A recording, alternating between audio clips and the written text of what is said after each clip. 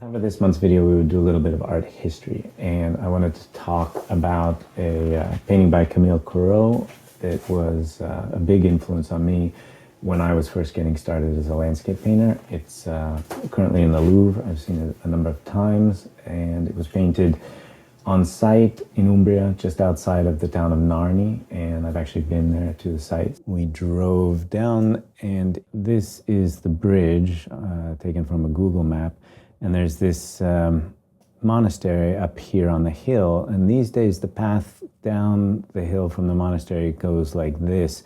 But in the old days, or at some point, there was a path that went straight down, because we actually went there. This is a screenshot from a video that I shot, and we could find the old pieces, the old stairs that have been overgrown in the forest, and you can see that there did used to be a pathway down straight. And so I think somewhere along this hill is where he stood. It's a shame we did try to get back there, but it's all forested. You know, back in those days, you had you often had rules where I'm not sure if that was the case in Narni, but you couldn't have trees growing within the distance of a cannonball shot, which is, for defensive purposes. So it might be why there was no trees on this hill. And then, they also used them for firewood. So there was a lot less trees in general, which obviously made things a lot easier for landscape painters. See, I think this is what the view looks like now. You can barely see it. So here's a larger view. It's kind of interesting because now you have all these factories in the distance.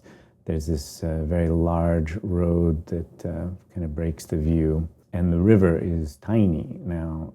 You can see there's a bit of a flood bank, but it's interesting how full it was back then. Now I imagine they've put dams on the river, but the river is called the Nera, and which means black, and it's a very dark little, almost invisible river these days. When you get down to it, it certainly doesn't look like this mud-filled. It looks like they've just had a lot of rain, or maybe it was always like that. You can find other photos from the 19th century online where it was regularly this full. Another thing to notice is that the grass is incredibly green in this on the right hill, and actually on the edge of the road as well. And this was supposedly painted in September.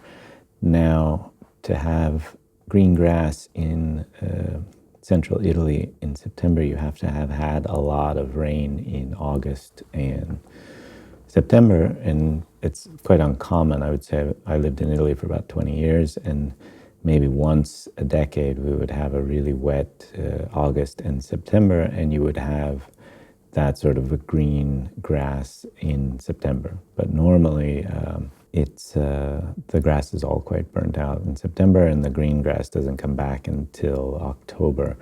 So what could have happened this year is you just had a very wet summer, and that's why you have such a high water line on the river.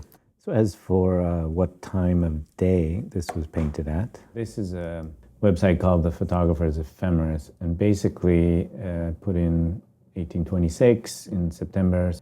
This is about where the bridge is, and then you can kind of figure out what the shadows would be doing at any given time of day in September of 1826. So sometime at around 11 o'clock in the morning, you're going to get the shadows doing this. It's kind of funny because there was a French art critic at the time who criticized Corot's work as always being late morning light. And there's a good question of how long he took to do this painting. Now, I've talked to other artists who, generally artists see the way other artists work through the lens of how they work. And other artists who often spend multiple days on a painting have told me they thought Corot spent multiple days on this. I personally often finish a painting in one session, and I've always thought that he finished this in one or at the most 2 sessions. Now, it's a bit larger than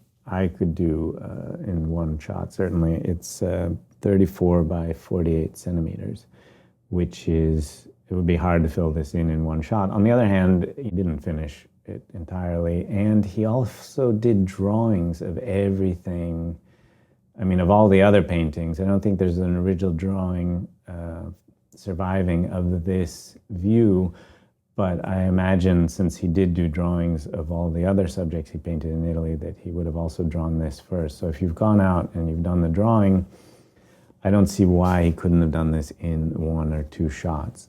I mean, we love his work because he's such a great artist, and it's possible he was also a fast painter as well. He actually wrote the paintings done du premier coup are the most frank and beautiful. So could he have done this in 1 shot? Maybe, let's say maybe 2. I mean, certainly a lot of the handling in here looks like he's gone over with these stringy little impastos, probably painting into the wet paint just to keep these edges quite soft. There's a ton of detail in here that I think he could have gone back and done the next day. One of his oft-quoted lines from some of his writings on art is that when you make a sketch, you keep as close as possible to the tone, and then you go over with a glaze of poppy seed oil. Upon this glaze, you lay in the impasto after blocking out all the masses. So, was he running poppy seed oil over his paintings and then painting into it? Certainly a nice way to work, but this is on paper, and it's very complicated to travel with wet paintings, and poppy seed oil takes forever to dry. So, I mean, I'd be very curious to know if this was actually done in that manner, or if that was a technique from his later work, maybe his studio paintings. I haven't seen a technical study done of this particular painting, but I've found chemical analysis of other paintings that he did on this first trip to Italy. And in his paintings, they found traces of poppy seed oil, so he was using it.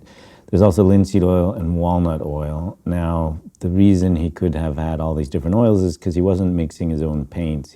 There's actually records of him ordering paints from a supplier in Paris and having them sent to Italy. One thing that I found interesting, too, is that they found thickened oils, walnut and linseed oil, probably. Now, it's not sure if there's some thickened oil or a boiled oil, stand oil type thing, but having tried to paint landscapes with stand oil, which is kind of a nightmare because it tacks up so quickly, so I would think sun thickened would have been much more suited to this sort of loose and fast painting. Again, always looking for similarities in our own work. Speaking of which, they also found traces of a resin from a fir tree, which would probably be a Strasbourg turpentine, which was used in oil painting for centuries. And today we use Canada balsam because it's the most similar to Strasbourg, to a good quality Strasbourg turpentine. So it's possible that he was using not a completely dissimilar medium to what I use today. There's also traces of copal varnish and a bit of mastic, and he might have been trying to speed up his drying times since he was traveling around with these. One thing interesting I found about his method of travel is that he was using I can't remember if it was the postal, but basically public transportation in Italy to get out to these small towns, and then he would walk everywhere. It's recorded that he had these young Italians who would hang out at the inns where the artists were staying and then would carry all of his equipment. So I had always wondered if he was scouting on a horse, because when I used to scout in my old Land Rover, it was really nice being so high up because you see so much more. And when comparing it to scouting in a little sedan where you're much lower, you see a lot less. So I was always wondering if historic landscape painters traveling by horse would have had better views, especially in central Italy, where so much of the agriculture is olive trees and vineyards. But as it turns out, he was walking and taking public transportation to get around painting. part of his lightweight setup was to paint on paper. Now, he was preparing the paper on his own with lead white and then painting on that, and then I assume it would be mounted later onto a canvas. I don't know what he would have used as a surface while he was painting. Maybe it was already mounted on the canvas. And then the colors that they've found traces of from this Italian period are lead white. Obviously, there was no titanium yet. And now cadmiums had been discovered, and I know that Corot later was using cadmiums, but apparently they were very uncommon in the 1820s. And in fact, when they've done chemical analysis of Corot's Italian paintings, there aren't any cadmiums in the paint. So he was using in the one I read a detailed description of the pigments. They only found a yellow, an organic yellow, and a earth yellow. So some sort of a lake yellow and an ochre or sienna. There's traces of vermilion and some earth reds, and pretty standard for the time. One thing that was somewhat new was cobalt blue, and apparently Corot used a lot of it, and I believe it was quite expensive still, but that was his favorite blue. Now later on he talked about how he didn't like premixed greens. He didn't like viridian, for example, or these chrome oxides, which is interesting. It's something that I have found as well. I find them absolutely beautiful in other people's paintings, but I really can't use them in mine. But in these Italian paintings, there are traces of viridian, which was apparently very expensive, but it's also recorded where he was getting it from this store in France that was sending it to him. And there are traces of viridian in his Italian paintings from this period. So it's interesting because he used them when he was starting out, but then stopped using them later. So it's, like I say, a lot of my favorite paintings, including this one, probably have viridian in them, but I find it very difficult to use. So that's a little bit about his materials. And then I think we should also say that, Corot wasn't really inventing the wheel with these landscape paintings. A bit like Van Dyck, he was doing something that other artists had done. He was just doing it much, much better than the artists before him. So I think Corot originally studied with what's his name, Michelon, who was a French painter who was very, very celebrated, and they basically created awards because of how good he was. And Corot studied, I think, very briefly with him, painted with him outside. And he tragically died at 26. So it's kind of interesting to wonder what the French art world would have looked like if Michelon had kept painting. But Corot studied with him briefly, and then he studied with Bertin. Another thing that's interesting about Corot is he started quite late. He was 26 years old when he began painting. I think his parents had tried to force him into something to do with making dresses, or a draper. And he wanted to be an artist, and then he managed to convince them, I guess, when he was 26 years old, to let him study art, and he then began his studies, which was certainly late for the period. He also had a stipend, a monthly stipend, which allowed him to travel and buy all these very expensive pigments. So he was able to work without any sort of financial restrictions on his materials or his travel. And just to go back briefly to the drawing, because I think that it's quite important, this thing that Corot did where he did a detailed drawing of everything he painted. Because from my personal experience, I also feel that if you do a detailed drawing of your painting, there's a certain muscle memory that's going to come back when you're doing the painting.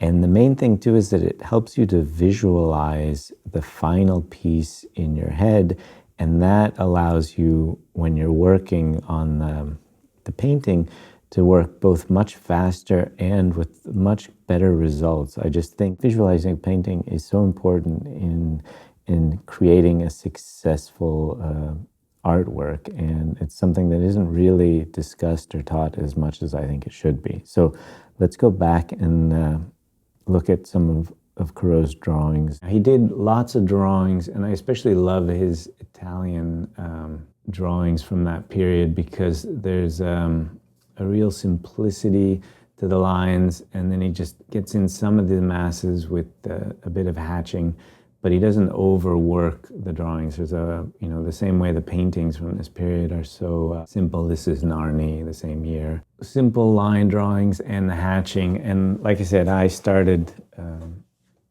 doing landscape drawings after seeing Corot and copying his style. Here are a couple of my drawings. This one is Morocco, the Portuguese fort in Essaouira. These are some palm trees from the desert. This is an Italian town called Sosta del Papa.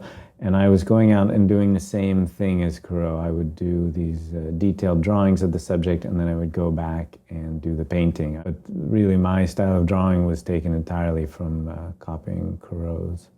And back when I was a student, you were allowed to get into the Uffizi, where they have a massive collection of drawings in the Uffizi, and there's a kind of a secret room for art historians and scholars with a bunch of tables and these folders all around the room. And on the outside of the folders, there's the name of the artist, and in the inside, there's photocopies of the drawings that they have originals for. So you can look at the artist you're interested in, look at the photocopies, pick the photocopies that interest you, give them to the person in the window, and they would go down to wherever they keep the drawings and come back up with the original drawings, which they would hand you. They were in a sort of a passepartout, and you could set the drawing on the table and copy it. So there was about 8 artists whose drawings they wouldn't give you, like, obviously Michelangelo and Leonardo, the big names. I think you had to have a good reason, and you were probably vetted. But for Corot's and many other artists, they would just give you the drawings. And so back in those days, the art students at the Florence Academy and Cecil Studios would go and set the drawing on the table and do a copy of these from the original drawings. So that was where I sort of fell in love with Corot's style of drawing and based my own drawing on the simplicity that you get in Corot. Simple lines and just a little bit of shading. And even now, it's been 25 years, I still do my drawings in my sketchbook using that same formula of a simple line and a little bit of hatching. So let's see, back to the Corot. So there's this wonderful sense of light, this beautiful observation, compressed values. The composition is excellent. Edges, there's, it's hard to see here, but there's some really, really soft edges in the distant mountains, and then some sharp. There's a wonderful variety. The clouds, again, compression of values, very light clouds. This is kind of maybe a bit strange how that one follows the hill, but wonderful atmospheric perspective, the blues, how it gets slightly bluer down into the base of the hills as the greens come towards us, they get more intense and slightly darker. And again, just this wonderful muddy river with this gorgeous section of blue right in the middle. These little flicks of light on the old bridge down in here, the wonderful observation on here. There's no repetition ever, he's very good. Okay, maybe a couple down here, but for the most part, each little brushstroke, even when he looks like you might find yourself on autopilot, Corot is great at just keeping variety always. So a real observation of exact shapes, a wonderful sense of values, a kind of an honesty, an atmosphere, a control of the value range. He hasn't gone too dark in his darks, he hasn't gone too light in the lights. So it's just a magnificent painting. And Another thing we should talk about is his goal with this was, he was doing these studies, but back then he wasn't really, these weren't commercial pieces for him. These were small studies. And then at the time, historical landscape was the genre that was presented at the salons. And so this was the piece that Corot did from this study. And you can see just how wonderful the colors are and the observation. And here he's gone a lot more muted with the colors. The focus is over here. And yeah, I mean, he still managed to keep all of this, the design is still good and there's no repetition, but it really feels a bit like two competing paintings now. Yeah, it's just interesting how different our tastes are today, whereas this painting, it certainly has a lot of merit to it, but it's not really what interests me as a landscape today. And, even in here, he's lost a lot of the sort of the detail, the sense of the weight. Even here, the bridge it's quite interesting because there's lots of drawings and paintings of it by other artists. And at this distance, it seems, you better get a bit of a sense from the size of this bridge. But the truth is, this bridge is massive. This is another screenshot from the video I shot. And, it's a really huge bridge. But it's true that from this distance, you don't really get a sense of the weight of it. But on the other hand, to put it in this scene like that, it's just a wonderful composition. And Corot himself wrote that the most important things to study are shape and tonal values. These two things for me are the only serious starting points for any study of art. Color and execution add charm to the work. So like many other professional artists who have written about art, Corot also felt that color is secondary to design, shape, and value. So it's something to always consider, that it's really the value that is going to make the structure and the sense of realism in your painting. I mean, you can always tell a great painting in a black and white photo by the values, because it really is the values that are important. Now, again, the colors are just magnificent. The little purple that comes down in here is such a joy to see in real life. But so this painting to me really just, it had so much of what I wanted to do and wanted to say in my own work. And when I saw this for the first time, I was really just blown away at this sense of honesty, of light, of humility in front of the natural world, and the fact that it's just such a powerful piece after almost 200 years. It really just speaks to us today. It's such a magical little moment captured, and it's something that so many of us have seen and experienced in our own lives. And this is really that sort of idea, the poet showing you to look around and see the beauty in these fleeting colors and the wonderful lights and composition. So it was a very powerful painting when I was starting out on my own career. So I just thought I would share that with you and talk a bit about it. So I hope you enjoyed the video, and I will see you next time. Stay safe out there and have a happy new year.